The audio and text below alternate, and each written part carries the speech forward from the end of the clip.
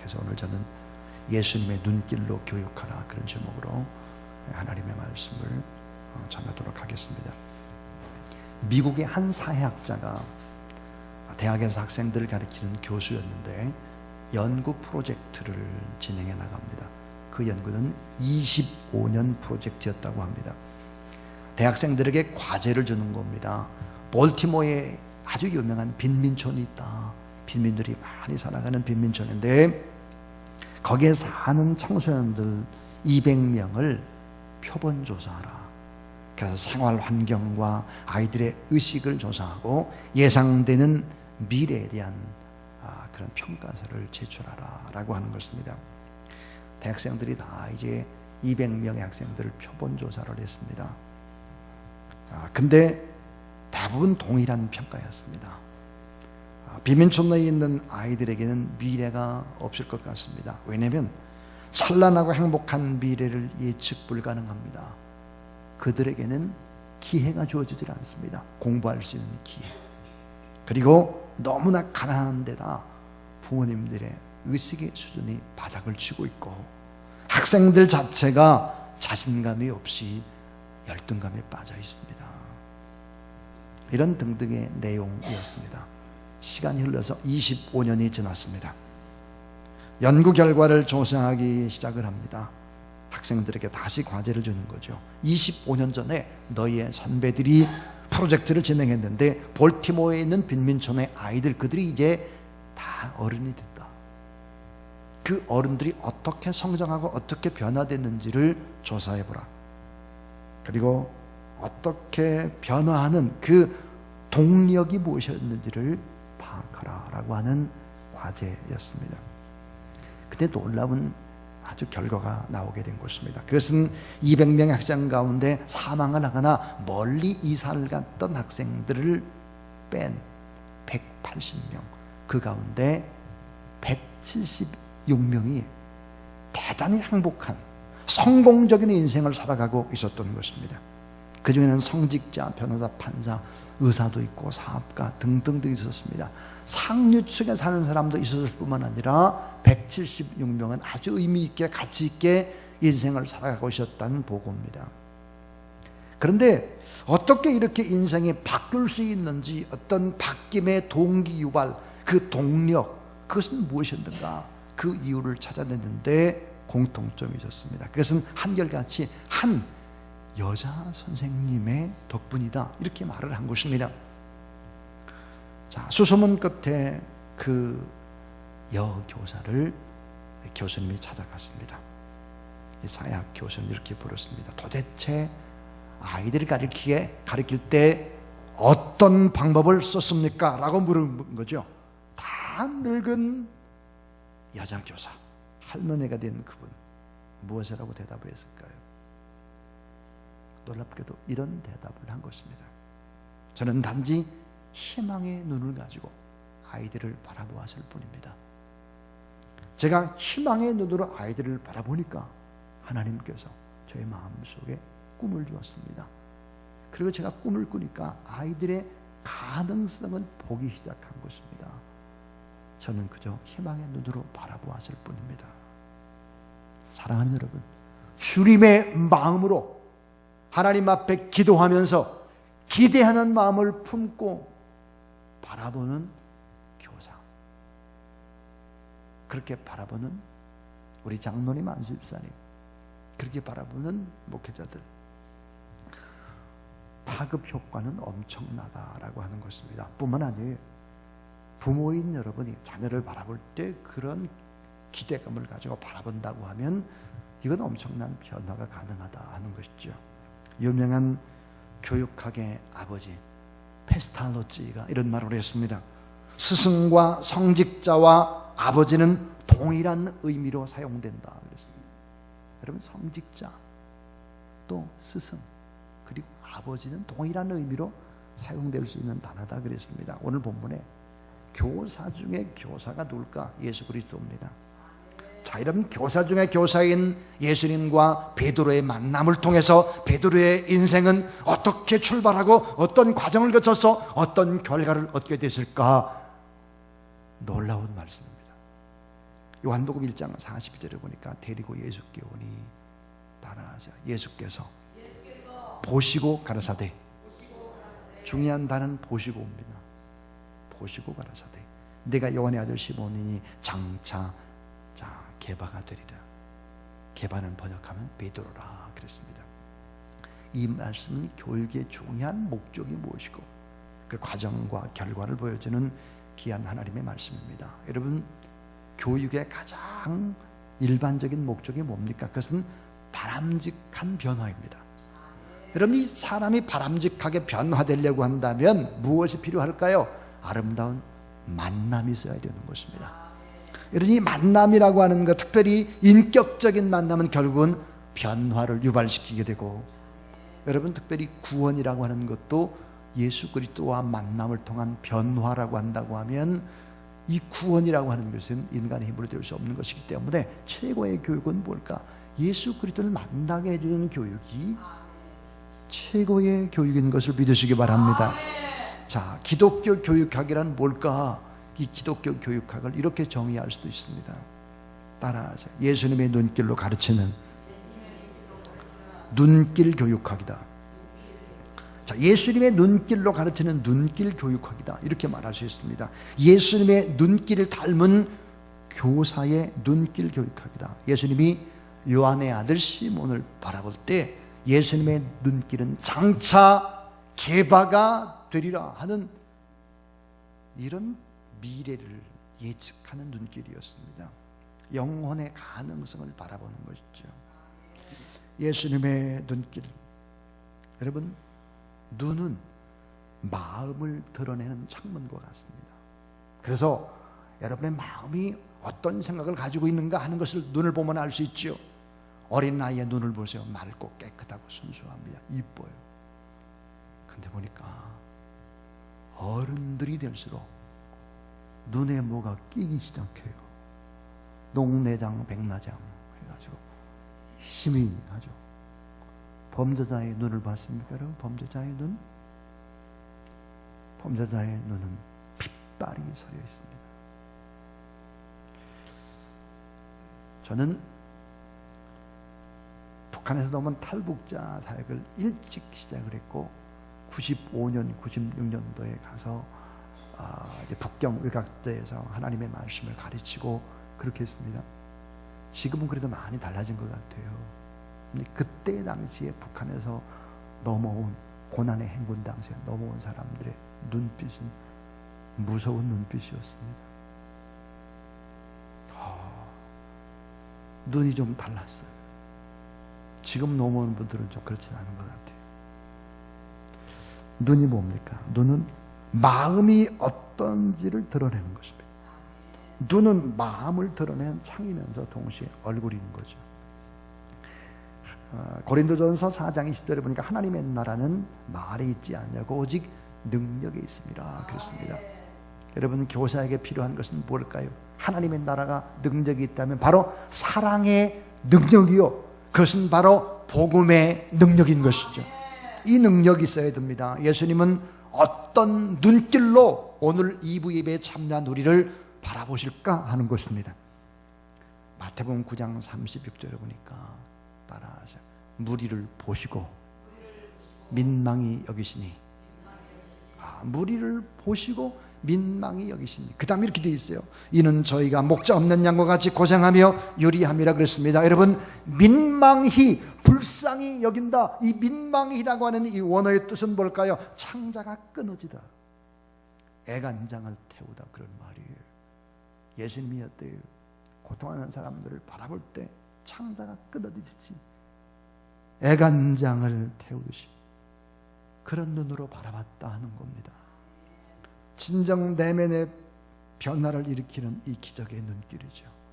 눈에도 길이 있습니다. 길. 자, 여러분, 예수님은 베드로가 가야 될 그 길을 미리 보신 것이죠. 비전이 뭡니까? 비전. 우리가 비전 하는데 이 비전이라고 하는 것은 따라하세요. 예수님이 바라보시는 것을 내가 바라보는 것이다. 비전은 바로 그런 거예요. 여러분, 비전이라는 이 단어 명사형이 뭡니까? 비저블이죠. 비저블. 예수님이 바라보는 것을 내가 바라보는 겁니다. 그래서 우리 생각해봐요. 눈이 높다 그러죠.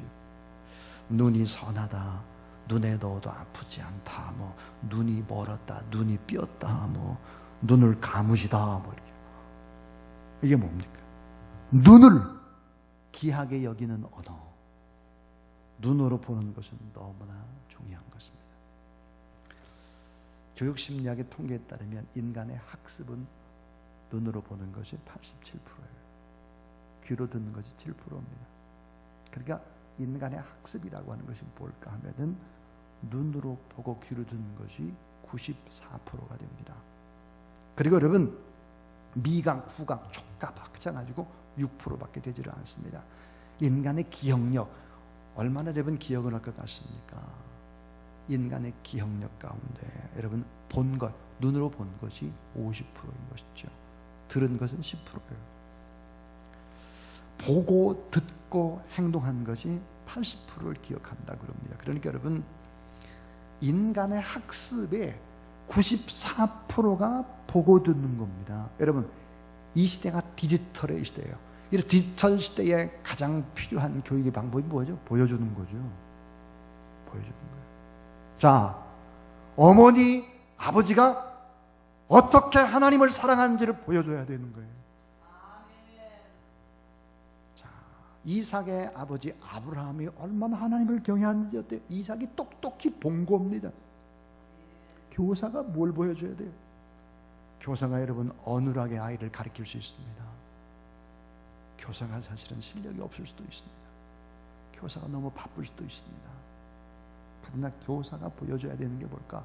아, 우리 선생님은 예수님을 너무 사랑하나 봐. 기도하는 것이 저분의 눈이, 저분의 생각이, 아, 저분이 맞네, 예수님이. 어린 아이들은요, 여러분의 심장을 통해서 하나님의 사랑을 느끼는 겁니다. 여러분의 눈을 통해서 하나님의 살아계심을 보는 겁니다. 여러분의 귀를 통해서 하나님의 음성을 듣는 거예요.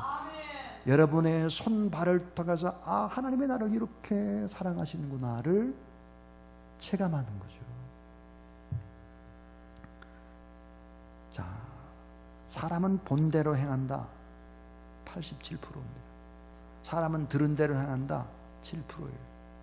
사람은 보고 들은 대로 행한다 94%라니까요. 무엇을 봤느냐, 이게 뭘. 아, 그래서 여러분, 우리가 늘 잊을 수 없는 곳이 있습니다. 거기가 어디죠? 고향이에요. 왜? 보고 자랐거든요. 특별히 어렸을 때 본 거, 어렸을 때 듣는 거, 일평생 결정타를 날리는 겁니다. 연세가 많이 드셔서 보고 듣는 것은 잘 잊어먹어요. 근데 어린 시절의 경험일수록 이게 놀라운 것이죠. 자, 오늘 저는 예수님의 눈길 교육학의 특징이 뭐겠나, 네 가지 얘기를 하려고 합니다. 첫 번째입니다. 따라하세요. 내면을 깊이 바라보는 눈길. 자, 내면을 깊이 바라보는 눈길입니다. 예수님께서 요한의 아들 시몬을 바라보는 눈길은 내면을 바라보는 희망과 가능성이 꿈틀거리는 눈길. 지금은 어때요? 무명이에요. 지금은 초라해요. 갈릴리 촌동네. 지금은 어때요? 가난한 어불. 변화될 희망, 가능성이 보이지 않을 그때죠. 그러나 우리 주님은 외모를 보시지 않고 바로 내면의 세계를 본 것입니다. 한번 생각해 보세요. 예수님의 외모가 화려했을까? 마리아의 외모가 참 예뻤을까? 여러분 이미 해답을 알고 있습니다. 이사야 53장 2절에 보니까 예수님의 모습을 이렇게 표현하고 있죠. 고운 모양도 없고 풍채도 없은즉 사람이 흠모할 만한 아무것도 없도다 그랬습니다. 예수님이 어떤 모습이었느냐를 이렇게 표현하고 있습니다. 마른 땅, 이런 가물었어요. 가물으면 땅이 쫙쫙쫙 갈라지면 땅이, 그 속에서 어때요? 나오는 순과 같다 그랬습니다. 여러분, 마른 땅에서 순이 나오면 어때요? 순이 쭉 크는 것이 아니죠. 비틀배틀 해가지고 얼굴이 영 엉망인 거예요. 흠모할 만한 아름다운 것이 없어요. 이 성경의 야고보서 2장 9절에 보니까 만일 너희가 따라하세요. 외모로 사람을 취하면 죄를 지는 것이니. 여러분, 외모로 사람을 바라보면 이게 죄라는 거예요. 외모가 뭡니까? 그 생김새죠.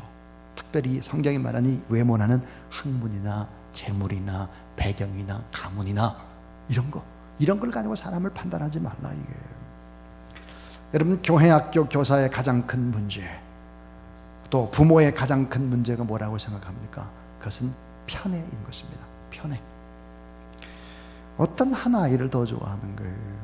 엄마 아빠의 결정적인 실수, 자꾸 첫째와 둘째 아이를 비교하는 겁니다. 날카롭게 애들 앞에서. 이건 너무나 큰 실수를 하는 거죠. 여러분, 돌아보세요. 나의 눈길은 얼마나 상처를 주었을까. 마태복음 5장 46절에 너희가 너희를 사랑한 자를 사랑하면 무슨 상이 있으리요 세리도 이와 같이 사랑하느니라 그랬습니다. 조용히 돌아보면 나는 얼마나 오염된 눈으로, 탐욕의 눈으로, 비교의 눈으로, 편애의 눈길로 우리의 자녀와 우리 학생들을 바라보진 않았나 돌아봐야 하는 것입니다. 예수님의 눈길은 내면을 깊이 바라보는 눈길이었다 하는 겁니다. 두 번째입니다. 따라하세요. 주목하시는 눈길. 여러분, 주목이라고 하는 것은 집중하는 거죠. 집중하시는 눈길입니다. 가볍게 스쳐 지나가는 눈길이 아니고 주목하시는 눈길. 주목이란 말은 집중입니다. 여러분, 집중적인 사랑의 눈길이 바로 기독교 교육학인 거예요. 자, 여러분, 돋보기 있잖아요. 돋보기. 이 돋보기를 가지고 태양볕, 햇빛을 이렇게 모으게 되면 어때요? 종이를 태웁니다. 불이 나는 거죠. 집중적인 사랑을 하게 되면 어때요? 점화가 일어나요. 집중적인 사랑을 하면 아이들이 어때요? 가능성이 타오르기 시작하죠.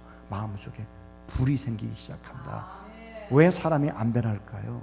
그것은 바로 집중적인 사랑의 결핍 때문인 것입니다. 자, 여러분 한번 돌아보세요. 내게 있어서 가장 큰 영향력을 끼친 사람을 꼽으라. 그러면 누구를 꼽겠습니까? 나를 집중적으로 사랑해 주신 그분입니다. 여러분, 나를 집중적으로 사랑해 준 그분이 누구입니까? 나의 어머니, 나의 아버지, 나의 선생님. 결국은 예수님은 집중적인 사랑의 원리를 너무 잘 알고 계셨죠. 그래서 어때요? 12제자만을 선택했습니다. 그 12제자를 세 그룹으로 나눴죠. 베드로고 야고보, 요한이 그 대표자들입니다. 세 명에게 더 집중을 했습니다. 따라하세요. 집중은 기적과 능력을 일으킨다.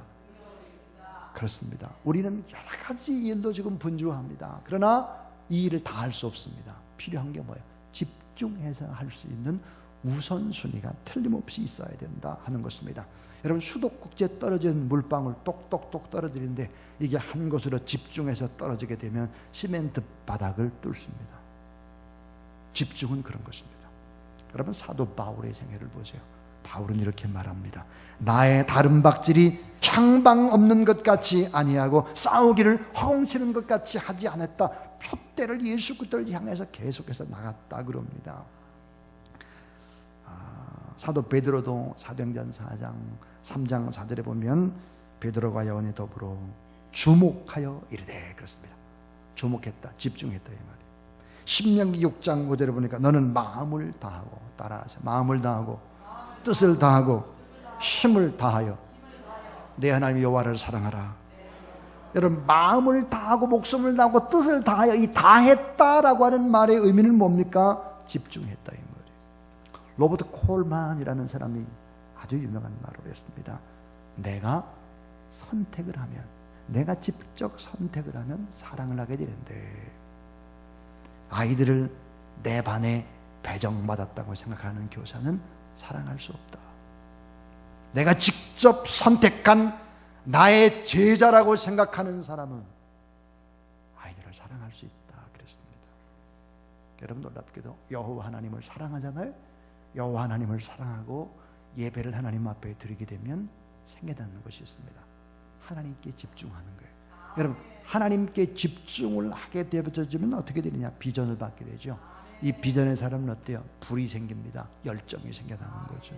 한 길로 가는 거예요. 결국은 어때요? 기적을 만들어내는 것입니다. 집중적으로 사랑할 때 중심에 불이 붙게 되는 거예요. 뜨겁게 사랑을 모아서 집중해야 합니다. 존 화이트라는 사람이 이런 말을 했습니다. 기독교에는 헌신이 없다. 헌신한 말은 틀린 말이다. 왜냐하면 헌신한다고 드린 시간, 물질, 땀보다 계산을 해보니까 30배, 60배, 100배로 더 받기 때문에 이건 헌신이라는 말은 기독교에서 있을 수 없는 말이다 그랬습니다. 더 많이 남게 되는 거거든요. 어려울 때일수록 더 많이 심는 거예요. 이 시대가 어렵다, 위기다 그런 얘기를 합니다. 심지 않아서 위기가 온 거 아니겠습니까? 그러니까 여러분 남는 장사를 해야 되죠. 남는 장사.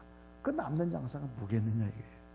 하나님 앞에 영혼을 사랑하는 마음을 가지고 더 뜨겁게 여러분은 기도로 눈물로 사랑으로 더 많이 섬기는 그런 여러분 되기를 주님의 이름으로 축복합니다. 세 번째 예수님의 눈길이 뭘까요? 바라보세요. 장차를 바라보는 눈길. 자, 장차를 바라보는 눈길입니다. 이 기대의 눈길이죠. 기대. 장차를 바라보는 기대의 눈길이다. 베드로의 그 이름을 보게 되면 그 변천사가 있죠. 자, 따라하세요. 요한의 아들. 이 요한의 아들은 어때요? 과거의 이름입니다. 과거. 그런데 어때요? 시몬은 현재 이름이에요. 그런데 여러분 개바 베드로는 어때요? 장차 미래의 이름인 것입니다. 여러분 보세요. 미래를 보라. 어떻게 장차를 볼 수 있을까 하는 거예요. 믿음의 눈으로, 기대의 눈으로, 최고의 가능성으로 저렇게 잘 될 것을 바라보며 세상의 미래를 내다보며 바라볼 때 장차에 눈이 되는 거죠. 자, 여러분 헬렌 켈러의 선생님 애니 셀리반은 바로 헬렌 켈러의 미래를 본 사람입니다. 마틴 루터 킹 목사님 I have a dream. 그분은 어때요? 백인과 흑인이 함께 어우러져 평등한 사회 속에서 행복을 꿈꾸는 자기의 자식 세대에는 그렇게 될 것이다 라고 하는 꿈을 꾸게 된 것입니다. 장차의 눈길로 미래를 바라보는 자는 세상의 결과를 얻는다는 것이 바로 성경의 이야기죠. 사랑하는 여러분, 이 시몬은 스스로에 대한 기대가 없었어요. 요한의 아들 시몬은 어때? 기대가 무너졌습니다. 소망이 없었습니다. 그는 어부였죠. 그는 최고의 깡촌, 전혀 희망이 없는 그 어부 출신입니다. 그런데 미래, 장차를 가져다 줄 우리 주님을 만난 겁니다. 여러분, 주님과의 만남은 베드로의 가슴 속에 무엇을 갖게 했을까요? 영적인 불을 붙인 거죠. 영적인 점화가 일어난 것입니다. 여러분이 만나는 어린아이나 여러분의 자녀들이 여러분을 만남으로 말미암아 가슴 속에 점화, 불이 일어날 수 있기를 바랍니다. 디모데후서 1장 7절에 보니까 그 속에 있는 은사에 불리듯 하게 하노니 그랬습니다. 자, 예수님은 여러분 천편일률적인 잣대를 가지고 사람들을 비교하거나 그렇게 하지 않습니다. 100명이면 100명의 잣대를 다 다룹니다. 그러니까 어때요? 조금 내 눈에 보기에 모자라다고 할지라도 여러분 격려하시기 바랍니다. 잘 될 것이라고 축복하시기 바랍니다. 조금만 잘해도 여러분 칭찬하시기를 바랍니다. 비전을 심어줘야 되는 거예요. 그래야 어때요? 점화가 일어나죠.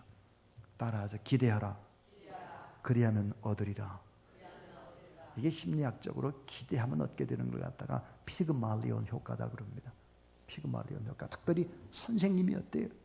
선생님이 학생들을 어떻게 바라보느냐 하는 거예요. 이거 너무 중요한 거예요. 자, 이런 실험을 해봤다고 그럽니다. 실제 있었던 실험이에요. 자, 학년이 이제 새롭게 해서 반 배정을 받았습니다. 교사가 초등학교에서 받았는데 아이들의 부류를 두 부류로 이렇게 나눈 거예요. 두 부류로. 그래가지고 IQ가 좀 좋은 애들, IQ가 좀 나쁜 애들을 나눴습니다. 그러면 어떻게 했는가 하면은 IQ가 좋은 애들을 이 담임선생님한테 뭐라고 하냐, 얘들 그룹은 IQ가 나빠. 또 IQ가 나쁜 그룹 애들은 얘는 IQ가 아주 좋아. 이렇게 일러준 겁니다, 여러분. 어떻게 됐을까요? IQ가 별로 나쁘다고 이렇게 실제는 좋은데 나쁘다고 선생님이 인식하는가 하고, 실제는 IQ가 아주 안 좋은데 IQ가 좋다고 인식하는 그룹하고, 여러분 한 학기 지나 두 학기째 되니까 어때요? 오히려 더 시원찮은 애들을 갖다가 착각을 해서 교사가 그렇게 바라봐주고, 교사가 아, 너 공부 잘하는구나, 너 머리가 좋구나, 이 그룹이 어때요? 올라가는 거예요. 기대하라, 그리하면 얻으리라. 피그말리온 효과입니다. 거의 비슷한 게 하나 있죠. 그게 뭘까요? 그런 플라시보 효과입니다. 플라시보 효과나 피그말리온 효과나 다 어때요? 기대하라예요. 기대하면 얻는다. 그러니까 얼마나 긍정적이고 얼마나 잘 될 것이라는 기대감을 가지고 사람들을 바라보는 나에 따라서 자녀가 달라지고 학생들이 달라질 수 있다는 사실을 믿으시길 바랍니다. 세상의 미래를 내다보는 여러분 되길 바랍니다. 기독교 교육은요, 이미지 교육이에요. 아까 제가 그랬어요. 무언가를 보여줘야 하는 거다. 이미지 교육이 대단히 중요합니다. 여러분, 우리는 많은 것을 남겨줄 수 없어요. 자, 이순신 장군 그러면 어때요? 우리가 많이 뭘 압니까? 거북선이지. 조금 더 알아봐야 뭐 그저 난중일기 정도지. 조금 더 깊이 알아야 노량해전에서 전사했다, 그 정도지요. 더 아는 사람 별로 없다니까요, 역사학자가 아니면. 다시 말하면 우리가 얼마나 많은 것들을 자녀에게 남겨줄 것 같습니까? 못 남겨줘요. 그저 사진 한 컷, 이미지 하나를 남겨주는 거예요. 저희 친구인 기독교 교육학자 가운데 박상진 교수가 있는데, 이 아버지가 박용묵 목사님이 아주 유명한 목사님이었죠. 그런데 이 친구가 그런 얘기를 합니다. 자기 아버지 박용묵 목사 그러면 떠오르는 게 기도 방석이 떠오른다는, 기도 방석. 늘 하나님 앞에 가정 예배를 드리고 난 다음에 아버지는 벽을 보고 기도를 하는데, 앉아서 기도하는 이 방석이 다 헤어져 가지고 솜이 다 피어나오는 거죠. 그래서 지금도 좋은 식당이나 이런 데 가가지고 이렇게 앉아 있다 보면 자기도 모르게 방석을 만지작거리고 있는 자신의 모습을 본다는 거예요. 방석 그러면 어지? 아버지가 생각나는 거죠. 아버지! 기도 방석. 이렇게 되는 거예요. 여러분, 자녀에게 어떤 이미지를 주고 있습니까? 우리 아빠는 바빠. 우리 엄마는 무서워. 이런 이미지를 줘서는 안 되겠죠. 제가 몇 번 여러분에게 얘기한 게 있는데, 제가 이미지 교육 나는 어떻게 시켰을까 해가지고 우리 집 아이한테 제가 물어봤습니다. 야, 너는 아빠 그러면 어떤 이미지가 떠오르냐? 이순신이 그런 거북선이듯이. 그랬더니 놀라운 대답을 해줬습니다. 아빠 그러면 아빠는 빈 호주머니, 돈이 하나도 없는 빈 호주머니. 돈 있으면 하루에 다 써버리고, 그리고 자기가 아르바이트 하면 야, 용돈 좀 줘라. 제가 데려 용돈 받아 쓰는 아버지. 그러니까 빈 호주머니래요. 빈 호주머니. 많은 것을 남겨줄 수는 없다는 사실들 여러분이 인식하셔야 합니다. 좋은 이미지를 심어주는, 좋은 것을 남겨주는, 일평생 잊을 수 없는 그 어떤 것을 남겨주는 여러분 되길 바랍니다. 마지막 네 번째는요, 따라서 값을 치르시는 희생의 눈길. 자, 복음서의 뒷부분에 보면 예수님께서 이제 감람산에 올라갔습니다. 땀방울이 핏방울 되도록 기도를 하시죠. 그리고는 결국은 로마 군병에게 잡히게 되고 대제사장의 집으로 끌려갑니다. 두들겨 맞죠. 근데 이 대제사장의 계집종 하나가 불을 쬐고 있는 베드로를 바라보면서 이렇게 말하는 거예요. 너도 예수와 같은 패잖아, 한 무리잖아. 그랬더니 베드로가 하는 말, 주님을 부인하죠. 저주합니다. 맹세합니다.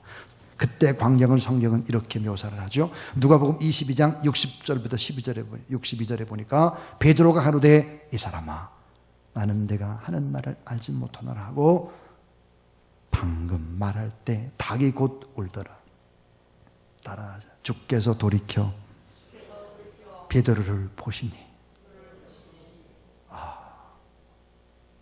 베드로와 예수님의 눈길이 마주친 거예요. 얼마 전까지만 해도 뭐 죽을지언정 뭐 부인하지 않고 끝까지 당신을 따르겠습니다. 보기 좋게 그것도 아주 시원찮은 계집종 앞에서도 예수님을 부인하는 베드로의 눈길, 예수님과 마주친 겁니다. 그랬더니 그 다음에 성경은 이렇게 돼 있죠. 베드로가 주의 말씀 곧 오늘 닭이 울기 전 내가 3번 나를 부인하리라 하심이 생각나서 밖에 나가 심히 통곡하니라. 여러분, 주님께서 베드로를 바라보셨던 그 눈길이 어떤 눈길일 것 같습니까? 원망의 눈길입니까? 너 그럴 줄 알았어. 너 어떻게 이럴 수 있어?